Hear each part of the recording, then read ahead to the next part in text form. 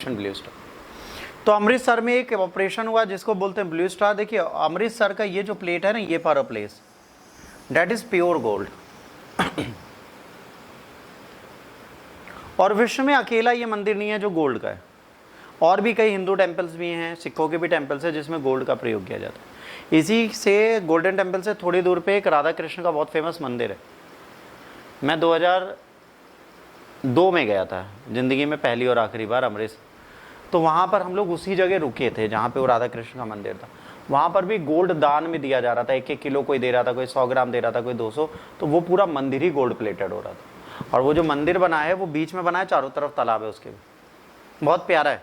कभी अमृतसर जाना, हम भी उस मंदिर को वापस ढूंढना चाहेंगे। मतलब सच में वहाँ पे सुकून दिखा। तब हम इतनी भक्ति भावना में नहीं थे, पर वो अच्छा लगा, मैं मंदिर अच्छा लगा पर्टिकुलरली। हम हाई स्कूल में रहे होंगे, हम बाकायदा घूमे वो मंदिर।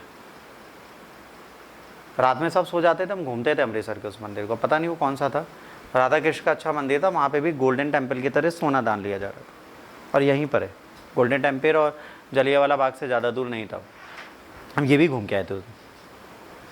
तब भी हमें क्या ना, 10th के बच्चे को क्या पता कहाँ क्या होता है। अच्छा सोना लगा, अच्छा गुरुद्वारा है, अच्छा तलैया है, बस और क्या समझ में आएगा बच्चों को, है ना। तो एक प्रॉब्लम होती है हम लोग के साथ। ठीक, तो गोल्डन टेम्पल के बारे में बात की जा रही है और उसमें ऑपरेशन ब्लू स्टार की बात की जा रही है। स्लोगन खालिस्तान का दिया गया था, कहा गया कि सिखों के लिए एक सॉवरेन स्टेट होगा। ये बहुत ज़्यादा प्रेमिसेस में चला और टेम्पल कॉम्प्लेक्स अमृतसर में 40th anniversary operation blue star की है, इसलिए इसको न्यूज़ में डाला गया। और इसी को वहाँ पे कनाडा में कैसे रिप्रेजेंट किया गया, इंदिरा गांधी को मारते सर। जून 1984 को प्राइम मिनिस्टर इंदिरा गांधी ने ऑर्डर दिया कि जो मिलिटेंट सिख सेपरेटिस्ट है उनको गोल्डन टेम्पल से कैप्चर किया जाए। सिख का होलेस्ट प्लेस था। Leader of the group Jarnail Singh Mandewala, Sikh fundamentalist farmers, इन्होंने पूरा एक दमदमी तश्कल की फिगर थे जिन्होंने इमरजेंसी एक एमर्ज किया था खालिस्तानी मूवमेंट को। किसने? भिंडेरवाल ने। तो अब इनके बारे में सबसे इंपॉर्टेंट चीज़ थी कि भाई इनको उठाना ही है, ठीक है। तो अब यहाँ पर लड़ाई स्टार्ट होती है। तो टाइमलाइन क्या है, 1 जून से 3 जून तक ऑपरेशन बिगेन। 1 जून को deployment of the Indian army होती है गोल्डन टेम्पल के कॉम्प्लेक्स में। ये लोग छुपे होते हैं। पहले ये माना जाता है कि सिर्फ लाठी लेके खड़े, तो आर्मी कहती है अंदर जाने। बाद में पता चलता है गोल्डन टेम्पल के अंदर इनके पास गन्स है। तो हमारी आर्मी बूट के साथ मार्च करती है, जो गलत है।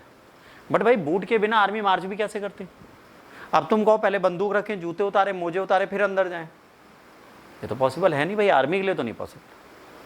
आर्मी बूट पहन के ही जाएगी, बंदूक लेके ही जाएगी जहाँ जाएगी। तो ये एक कहीं ना कहीं सेंटिमेंटल हर्ट था उनके लिए, है ना। उसके बाद इंटेंस बैटल, गन बैटल होनी थी। 3 जून से 84 में Indian army intensified assault the complex using heavy artillery, tanks and helicopters. सब कुछ यूज हो गया। The fighting resulted extensive damage to the Akal Takht, highest temporal seat of the Sikh authority as well as other part of the golden Temple. जब यहाँ गोलाबारी चली तो golden temple को बहुत ज़्यादा नुकसान हुआ, ठीक। June 6th, 1984, the operation officially concluded on June 6th when the Indian Army gained control on the Golden Temple complex. कब स्टार्ट हुआ? 1 जून को, और जून 6 को कहा गया हमने ऑपरेशन ब्लू स्टार पूरा कर दिया। While the army was successful, अपना गोल आ गया। कुछ सिखों को आउटरीच कर दिया गया, कुछ को अटैक करके मार भी दिया गया। कहा जाता है Indian government about 400 people were killed, है ना, इंक्लूडिंग 87 सोल्जर्स। 87 सेना के लोग, और बाकी कौन मर गए थे? जो सिख सेपरेटिस्ट थे। Operation blue star led to the assassination of prime minister Indira Gandhi, who was killed by her Sikh bodyguard to revenge 5 months after the operation. इस ऑपरेशन के 5 महीने बाद नवंबर में इंदिरा गांधी को इन्हीं के सिख बॉडीगार्ड ने गोली मार दी थी। देखिए कंगना रनावत के इंसिडेंट को इससे क्यों जोड़ के देखता हूँ। CISF के पास वेपन्स होते हैं, एयरपोर्ट में बंदूक होती है। अगर मान लीजिए आप में से कोई, या हम में से कोई, या हम सब में से कोई एक व्यक्ति एक पॉलिटिकल लीडर बनता है और वो देश हित के लिए कोई वचन देता है या कोई बयान देता है जो सिख कम्युनिटी या मुस्लिम कम्युनिटी या पारसी ईसाई किसी कम्युनिटी को नहीं पसंद आई, और CISF में वो इंस्पेक्टर के पद पे, उसके बाद पिस्टल हो, और एयरपोर्ट सिक्योरिटी में आप जाओ, वो आपको गोली मार दे, तब आप क्या करो? क्योंकि सांसद को कोई VIP एंट्री तो मिलती नहीं है, वो भी जनरल सिक्योरिटी चेक से जाएगा, वो भी जनरल लोगों के बीच में बैठेगा, पार्षद भी जनरल होगा, विधायक भी जनरल हो, सिर्फ PM ठीक है, जिनको Z+ मिली है, PM हो गया, एस जयशंकर हो गए, अमित शाह हो गए, राजनाथ हो गए, निर्मला सीतारमण हो गई, इनको छोड़ के नितिन गडकरी हो गए, इन सबको छोड़ के किसी भी सांसद नेता को, जो मिनिस्टर्स हैं उनको फिर भी थोड़ी पावर मिलती है।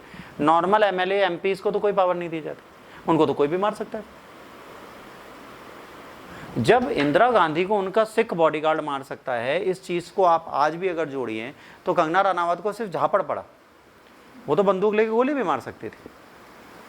फिर CISF कहती हमें पता नहीं था कि बंदूक देने से गोली भी लगती है। भाई बंदूक से ही गोली लगती है, तो कहीं ना कहीं वो चीज़ सही नहीं है, बट जो हुआ वो हुआ। गोल्डन टेम्पल है क्या, इसके बारे में आपको पता होना चाहिए। इसे श्री हरमंदिर साहिब और दरबार साहिब भी बोलते हैं।